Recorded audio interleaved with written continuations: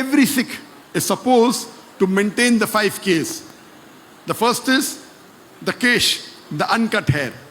You know, when you see in any cricket match in India, you see people wearing a turban, so they tie their head, they are the Sikh.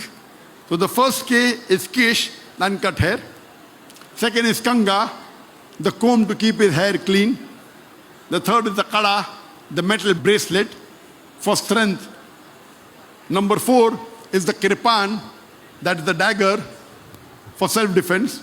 And number 5 is the kacha, the long underdrawers or undergarment for agility. So every Sikh is supposed to maintain all his 5 Ks. And the Sikh are known for maintaining the label. Wherever they go, almost all of them, they will be proud to wear the turban, to keep the beard, to wear the kala, to wear the kirpan. They are very proud of their religion.